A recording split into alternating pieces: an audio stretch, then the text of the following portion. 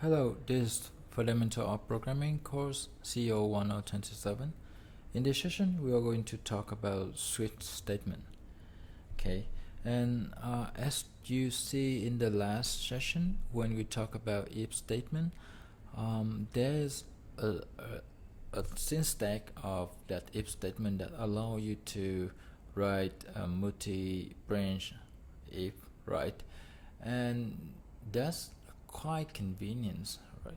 But in some case, we really want to write a similar statement but based on a simpler condition.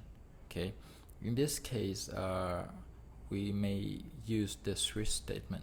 Okay, this statement is a shorter form but also a very special form of the multi-branch statement. Okay, let me show you why I said that.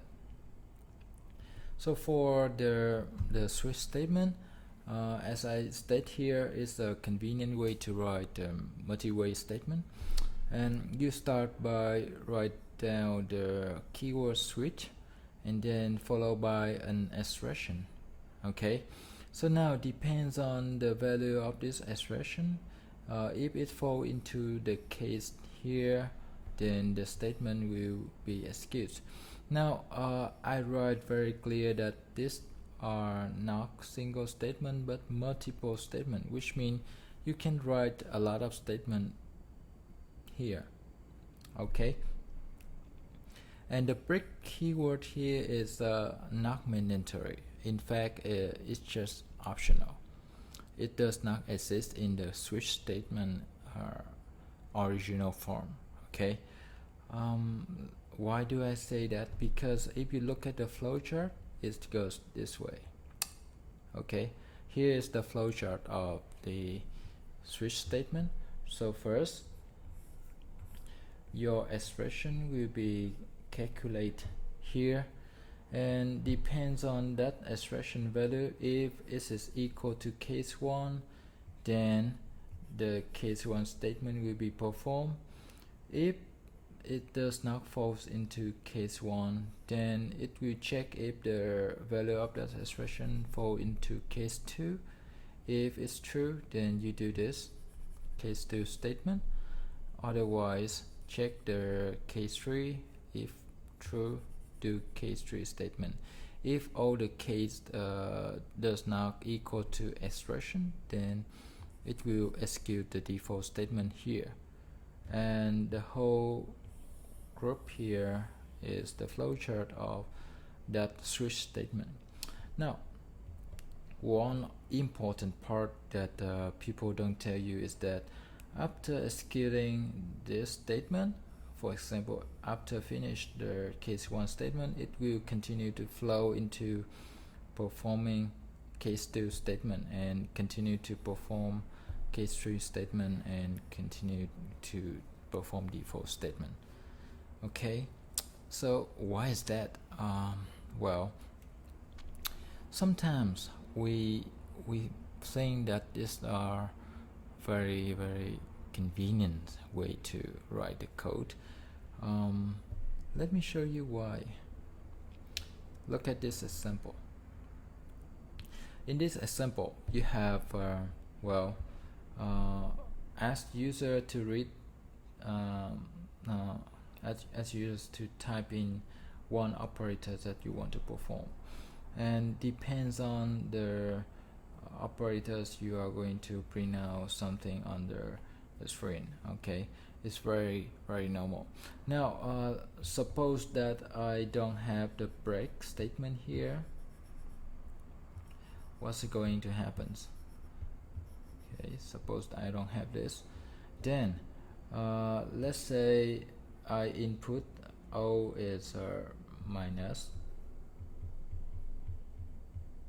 Okay, and let's say num1 is 1 and 2, for example.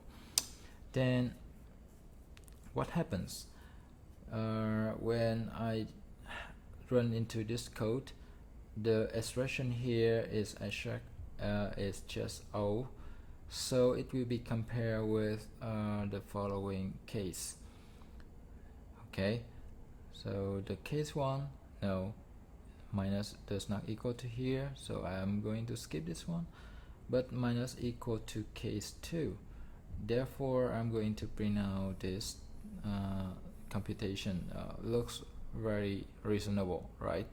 But after that, it continued to execute the second line and continue to execute the second line, and finally print out error, the operator is not correct, right? It sounds weird, but that's just how the statement works. Therefore, if you want to make it correct, then you must have the break statement here that basically say, okay, if I finish doing the minus here, I'm going to jump out of the I'm going to jump out of the statement. Okay, so break is a special statement that let you to jump out of another statement. Okay, that's how it works. So we are going to use break quite often, not just in the switch statement, but in other loop controls too. I will show you later, but you will see. Here is a more detailed explanation of the break statement. Okay, I bring it here so that you can understand how the switch statement works. Okay, now when you work with the switch statement, then in many cases you compare one value to some constant, right? And if you do so, then you may get lost because you use the number. Okay, so comparing numbers is not a nice way. For example, I read in some code from the user, and then I compare with a few numbers that belong to my case 1, case 2, case 3. It's very hard for me to remember what that number stands for, and in many cases I have to depend on the comments that I put right there. But it doesn't have to be that way. Okay, so sometimes we want to declare sometimes we want to give the name for some value. Okay, and that will be more convenient when you do a big projects, because it's easier for you to manage those values. And let me show you how. One way to do so, instead of define using macro like last time, you can try to do this using enumerate type.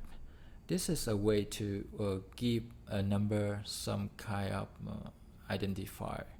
Okay, so you start definition of enumerate type by the word enum.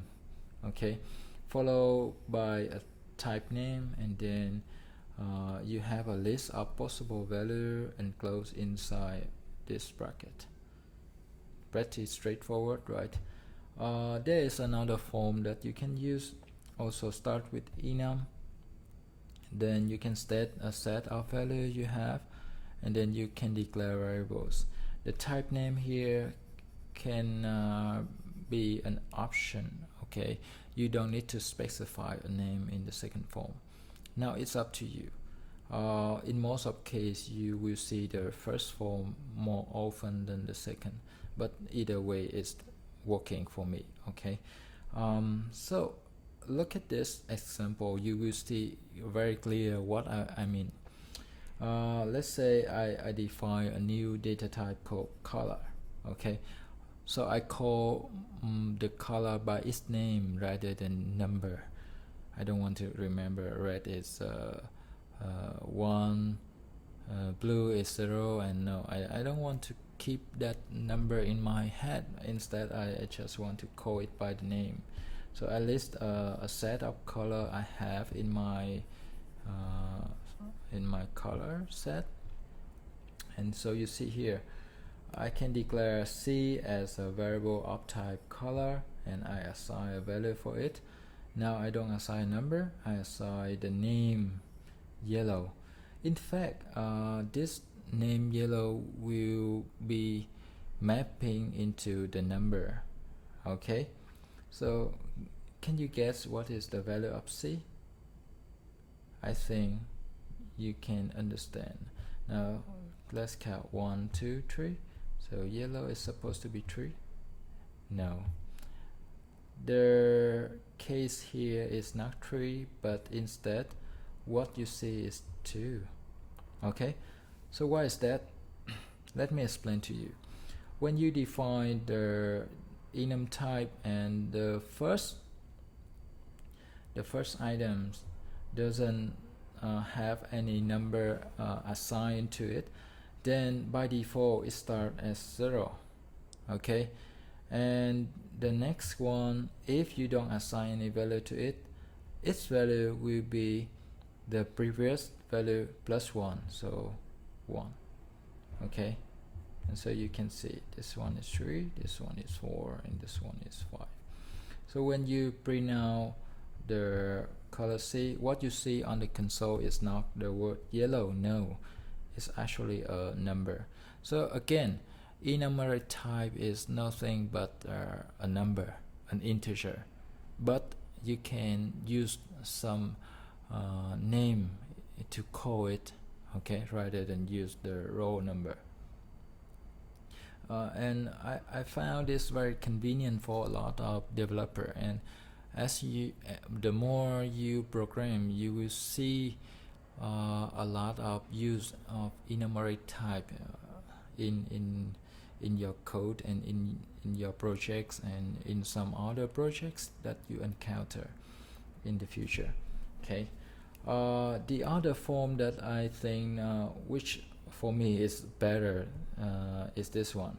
You declare enumerator type, but then you specify the value for each name. Okay, and this is great because sometimes instead of remembering the name, the exact color, I would like to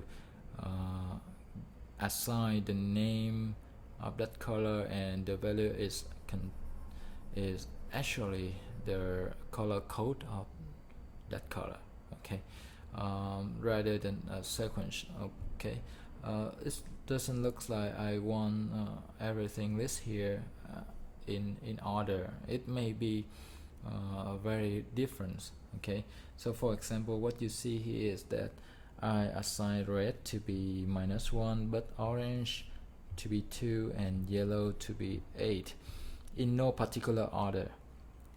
Okay, and this is great because now you don't have to follow the strict rules that the next one will be the current one plus 1, right? But that rule still apply if you don't specify any value for a name. So in this case, blue doesn't have any value associated with it. So by default, the compiler will take the previous one plus 1. So you have here is 4. Okay, and what about violet? Violet obviously will be 5. Okay, you can try that this example. And the reason why we use enum type in C++ and also in C is that it's very convenient, as I told you. And keep remember for me that this enum type is nothing but an integer. Okay, but we have a name assigned with it, right? So this is very convenient for a lot of programs, and we can also use it for defining flag. You can use macro to define flag, but enum type is also another way to do so. Like here I have design flag are both italic, and so this is bit 0, bit 1, bit 2. Okay, you can try down using define macro or use this kind of name number. Okay, and well, the last thing I'm talking here is about preprocessor directive. Why do I mention about preprocessor directive so many times in the course? Because it's a part of the language, and it's very powerful in some way. You see here we just discussed about the if-else statement, right? And so the language also provides you a way to to customize your code. In fact, allow you to specify what code to be compiled depend on some condition. Okay, so we have conditional preprocessor directive here. Okay, aside from define, undefined, we have if define, okay, if not define, else if, and if. Okay, so look at the following example. This say I have a function here. Okay, if define MSC versions, then I will have the code right here. Okay, otherwise I will have the code down there, and if. So this is one block. Now in the preprocessing step, your code will check the preprocessor directive right here.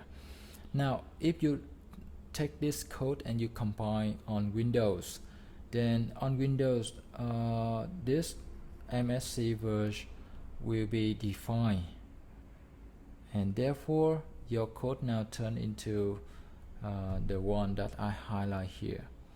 But if you run if you compile the same code on Linux or Unix, then MSC versions does not wasn't defined on that system. Therefore, the second code will be compiled.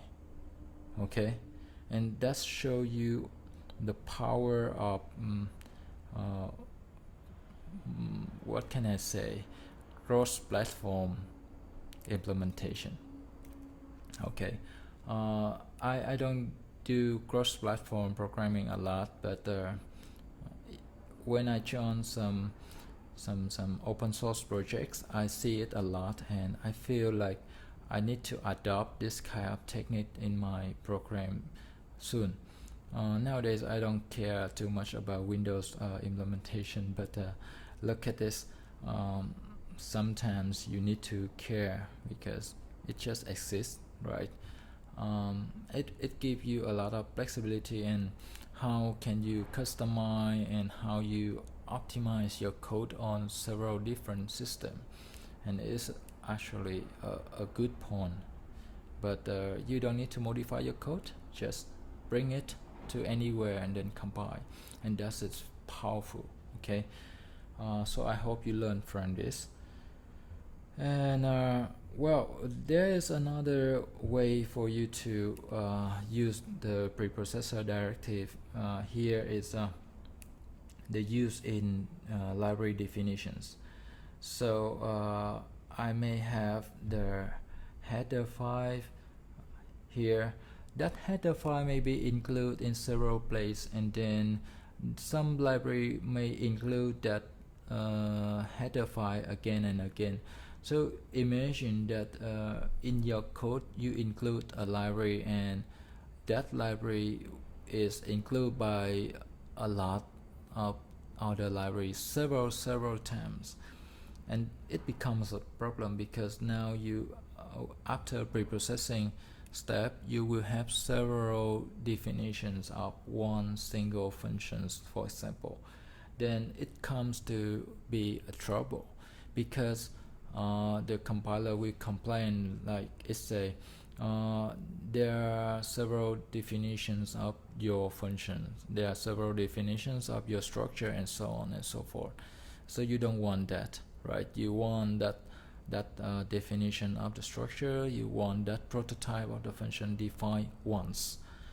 And if that is the case, then you should use the following template, and I think this is the norm in every implementation. In my case, I use it almost everywhere. I will show you. First, you find you can use an identifier that is unique for your library when you create a library. So I say if not define a library, then I will define this identifier, then follow that will be my library definitions, and then end. So the first time you include this header file, you will define this identifier, and from that moment any other include of your header file will be ignored, because the identifier here already defined by the first inclusion. Okay, and it is great. You are free to include your header file everywhere without worrying about duplication definitions. Okay, and here are some notes that I want to put on preprocessor directive, but let me show you a few examples.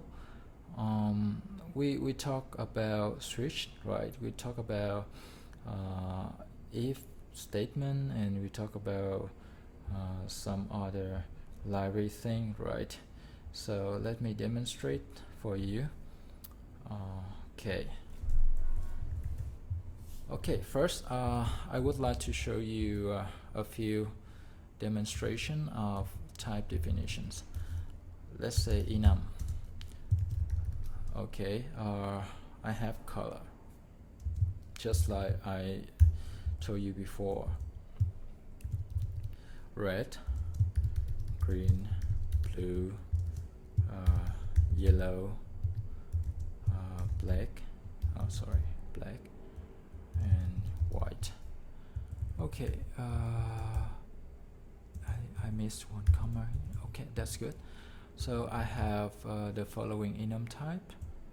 Okay, I will test this one for you. Let's say I have C, and then alright, what can I show you here?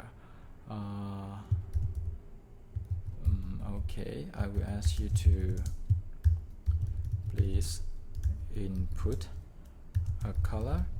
Okay, and let's say I'm going to read in color. Okay, well you see, this is interesting because you cannot read the value. Differ from what you have learned in the slide. I put it out there, but what you see is that I cannot read directly to the variable C, even though C is just an integer, but I cannot do so. Why? Because now C has a type color, and color is understand as user-defined data type, and that operator, that read operators, does not you don't have any definition for these operators on the user-defined data type. Therefore, this is wrong. Now I show you the power of cast operator. What can I do? Let me cast for you. Okay, I will cast it into integer, and then I use here. Well, it's look crazy, but let me show you. Well, your color is C.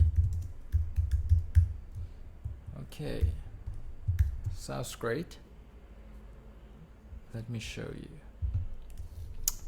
Let's say, okay, 4. Okay, your color is 4. Now I want to demonstrate the use of switch statement here. Let me say switch C. Okay, depend on the value of C. Case, well, I don't know what is the value of yellow. I don't know what is the value of red. I don't care. I just say case red. Then I will print out this one. Okay. I just delete them all. Right. Red. Okay, sounds good. And case yellow. Okay, yellow, sorry, now it's not red, it's yellow. Case blue. Okay, good. We have no red but blue. Oh, too many, so I just say default is no. Okay. Let me try down something. We know red is 0, right? Yellow is 4. Oh no, yellow is 3. Okay, and blue is 2. Then let's say I would like to test red first. 0. Then you see I print out a lot, right? I print out red, yellow, blue, and unknown. If I input green, of course green is 1, right? If I input green, then there is no condition satisfied your input color, therefore you will print out the default case, which is unknown, right? That's simple. Let me try yellow. Yellow should be 4, or no, 3. Then what you get? Yeah, yellow, blue, and unknowns. And that is why I told you here we need a break statement, because we want to get out of that switch as soon as possible. Then why people design it this way? Because oh no, I don't need break at the default, because this is the end. Why do we need this break statement? You know, right? But the questions arise here is why people design it this way. It doesn't have to be, right? It should be something simpler. Why don't they just jump out of the case after finishing it? Well, there are some case when you want to do one single process but for several cases, and that is why you need this. Okay, let me show you. Now suppose that I want to print out a group of color red, green, blue, and black and white and yellow. So case red, case green, case blue. I would say your color is RGB color. Okay, like the color in your computer. Okay, yellow. And otherwise I just say the default. Oh, sorry.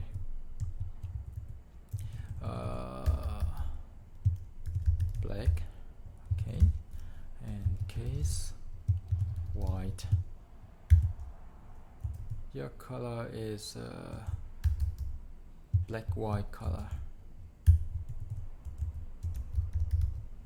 Okay, sounds good. Let's see. I would like to try 2. So 2 is a RGB color because you know 2 means well, so 1 2 2 is blue, so it falls into the case here. Red is also RGB color, green also RGB color, right?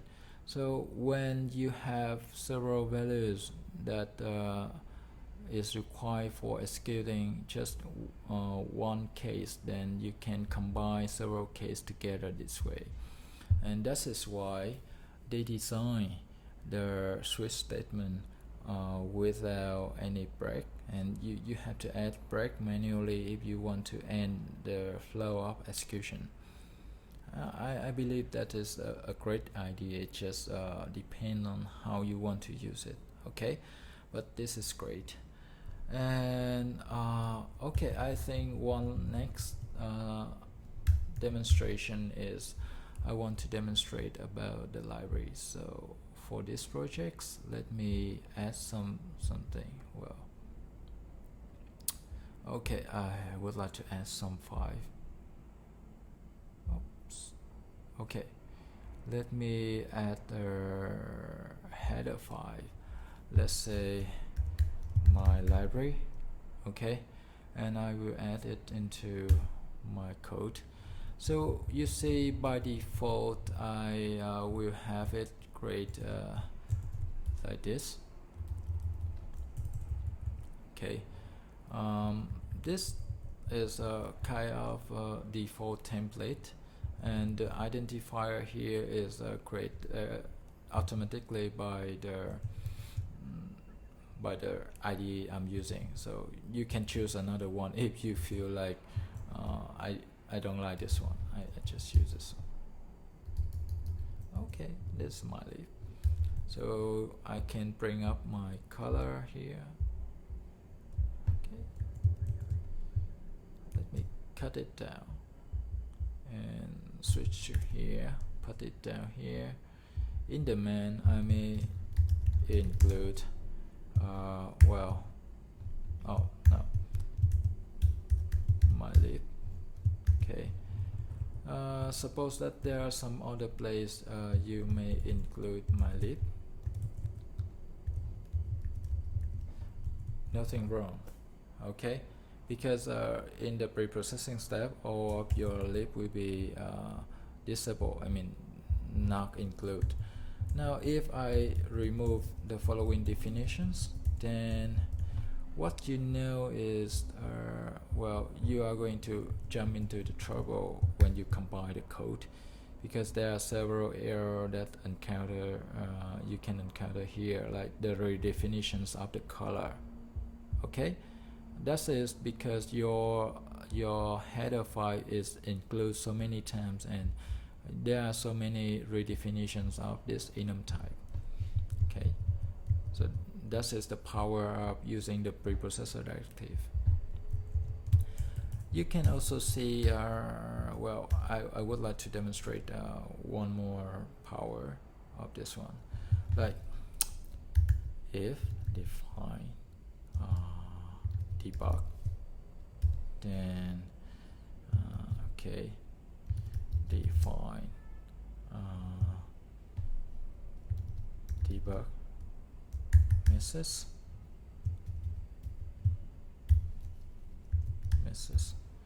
a as I think you know it, right? C error, no, let me see, C log. Okay. I think you are going to like it. Hope you like it. Right. Else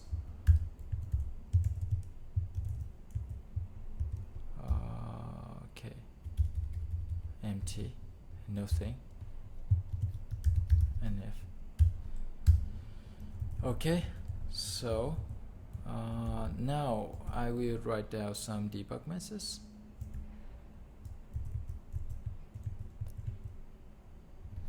Well, let me show you. debug message. This is a debug message. Okay. Now when you run the code, everything looks normal because, well, there's nothing to debug. Your code now will be compiled normal because the macro here is defined as empty. However, if I want to debug my programs, then I may include one predefinition sample in my program or in the IDE during the compile process. So for quick demonstration, I just define debug here for you, and you will see I see a debug message, right? So it demonstrates the power of using the combinations of the conditional preprocessing directive